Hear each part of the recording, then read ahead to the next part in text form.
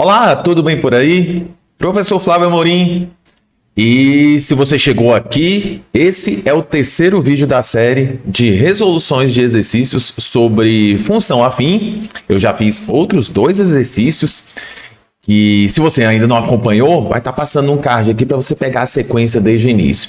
A intenção, o meu objetivo com essa série de vídeos é que você estuda bem função afim, que é um conteúdo de fácil domínio, na minha forma de entender, que cai em todos os vestibulares. Então você precisa estar de bem com esse conteúdo, vamos assim dizer.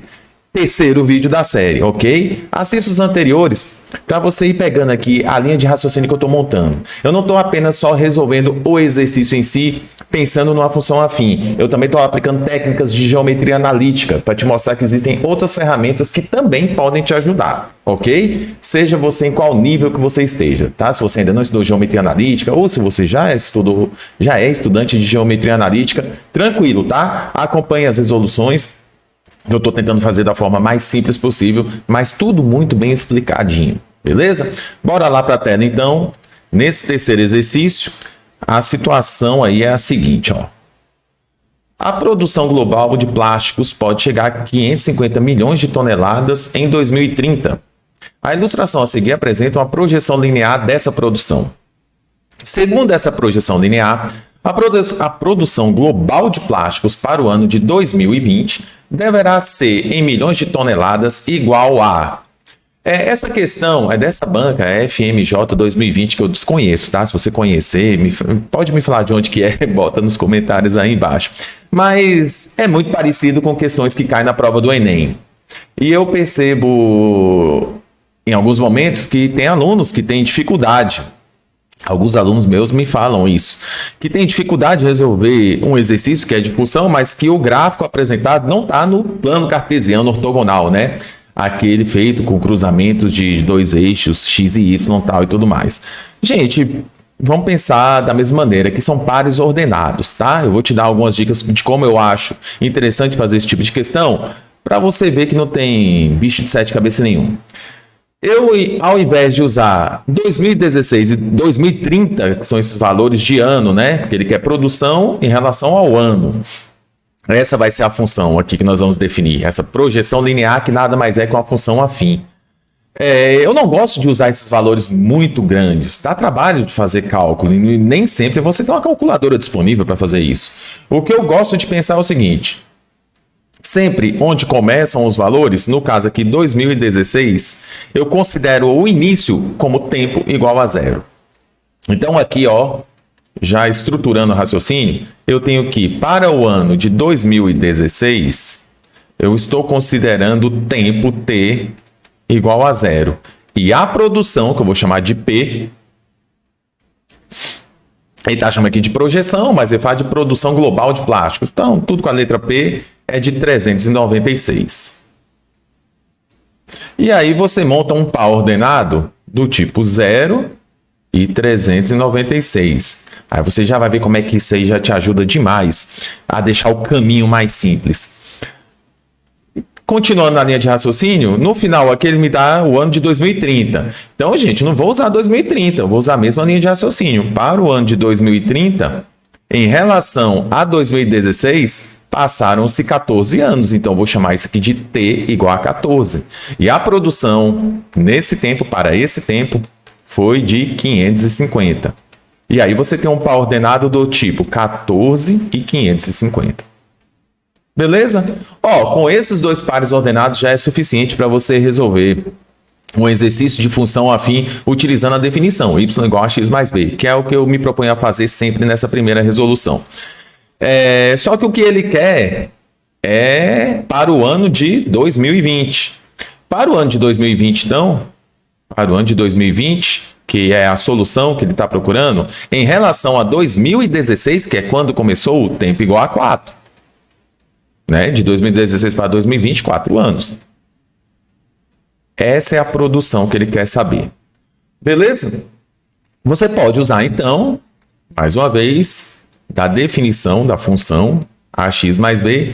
E por ter pensado e estruturado o exercício dessa maneira que eu estou te mostrando, esse par ordenado aqui, ó, Esse par ordenado. O primeiro par ordenado que a gente escreveu. Esse aqui, ó. 0 e 396, ele já te entrega um dos coeficientes da função. Por isso que eu gosto de pensar desse jeito.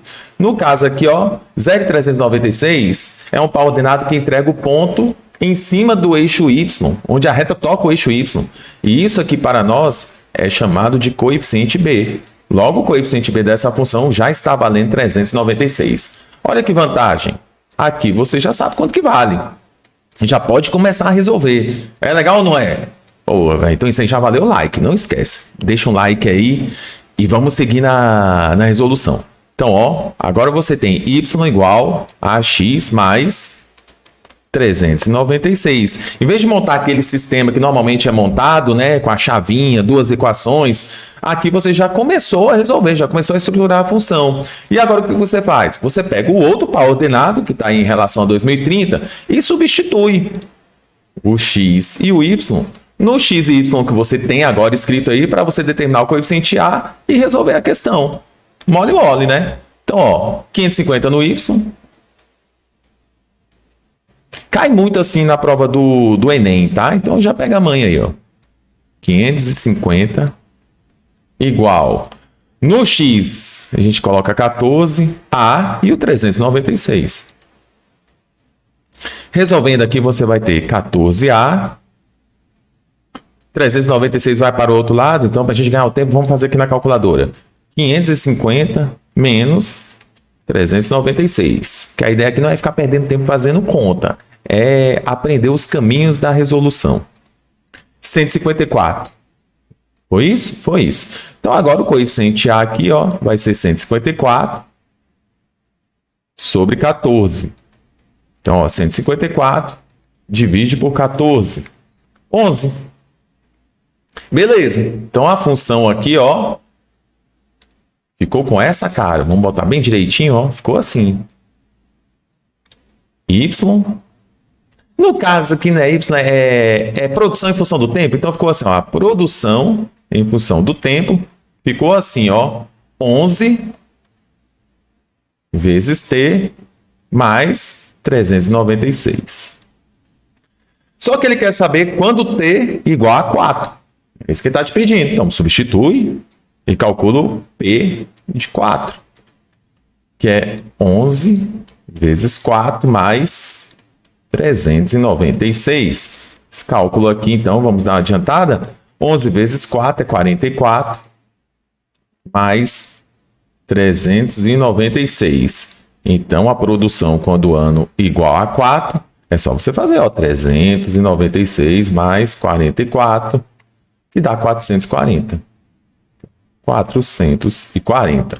A produção em 2020, então, é de 440. Resposta na letra C. Beleza? Então, pega a manha. Raciocina assim, tá? Quando tem gráficos assim, que eles não têm a aparência de um plano cartesiano tradicional, que você pode ser que fique meio perdido, ou que ele faz um recorte de plano cartesiano, que às vezes acontece. Eu uso dessa estratégia, tá? Onde inicia, eu sempre chamo de 0, vou fazendo a contagem das unidades, vou pontuando desse jeito e você chega na resolução de forma bem tranquila. Beleza? Então, ó, com geometria analítica. Com geometria analítica, nós vamos pegar os mesmos passos assim, iniciais, praticamente, tá? Para a gente ganhar o tempo, ó, vou copiar isso aqui, que é o que a gente precisa. Na verdade, isso tudo aqui, ó, esse pedacinho aqui.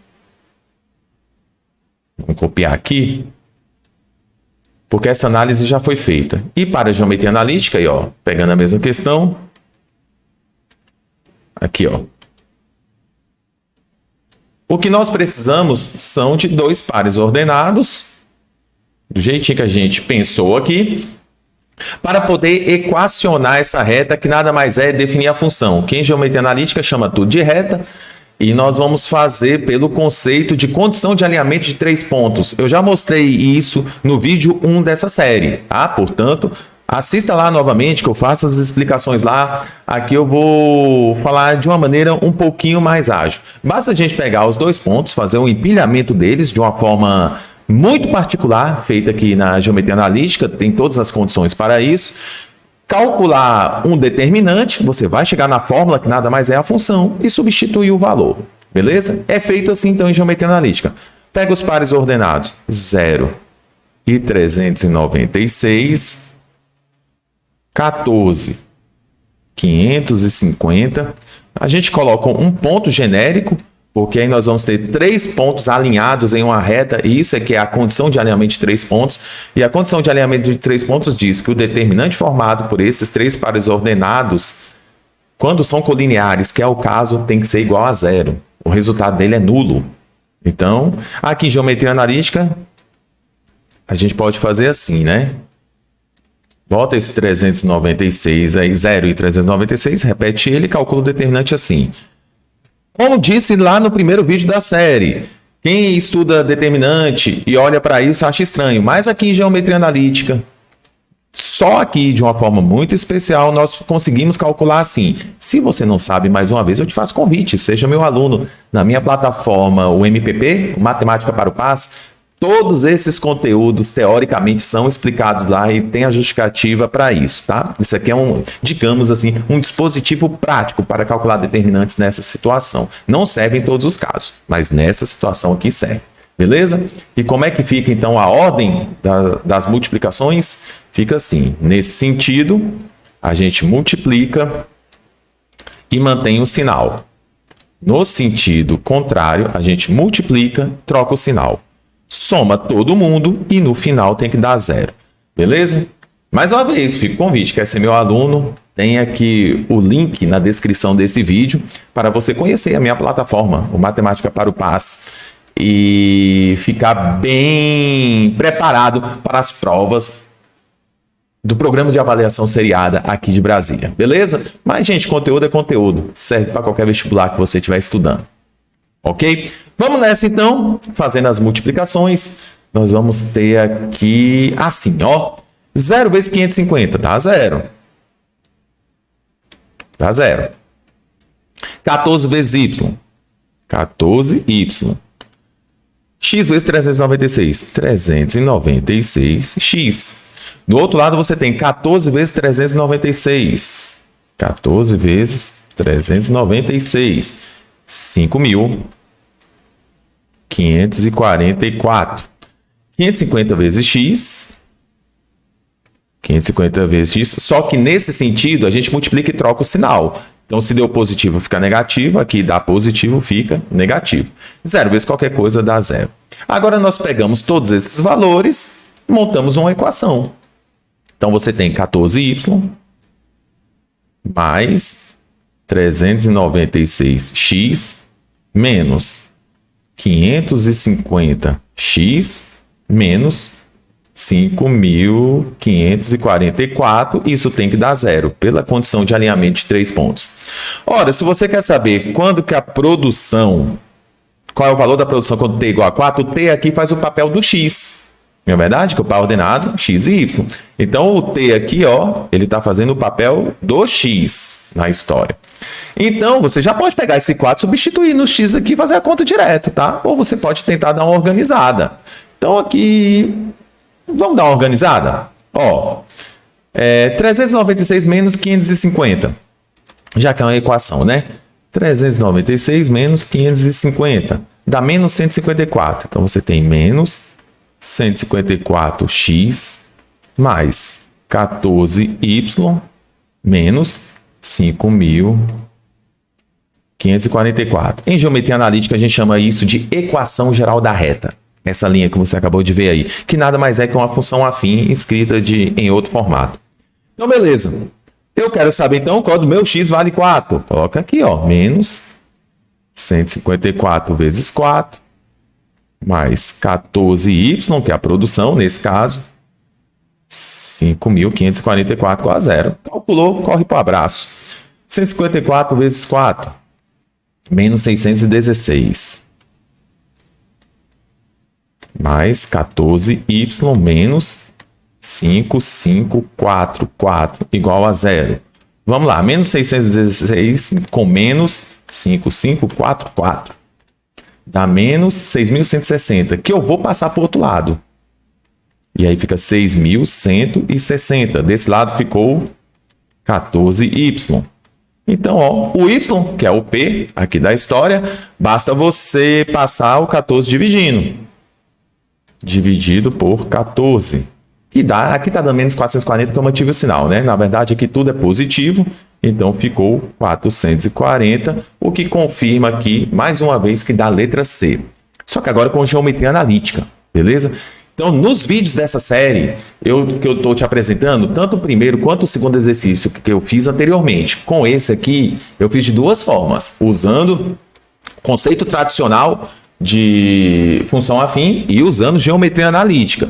Mais uma vez, se ficou mais fácil ou mais difícil, da segunda vez que eu estou fazendo exercício, eu deixo para você analisar. Aqui a ideia é te mostrar alternativas, tá? Te provar que tem várias maneiras de resolver o mesmo exercício de função afim e que você tem saída para tudo. Logo, é o tipo de conteúdo que você não pode deixar ele em branco ou deixar sem fazer numa prova, tá? Tem sempre alguma alternativa. Beleza? Mais uma vez, fica aí o meu convite para que você veja os outros vídeos dessa série. Se você está gostando, deixa um like aí, deixa o seu comentário, qualquer dúvida que você queira, para eu poder te responder. E nós vamos seguindo em frente, porque eu tenho mais 2, como prometido. São 5 exercícios nessa série de exercícios de função afim para vestibulares. Beleza, pessoas? Grande abraço para você e eu te espero no próximo vídeo.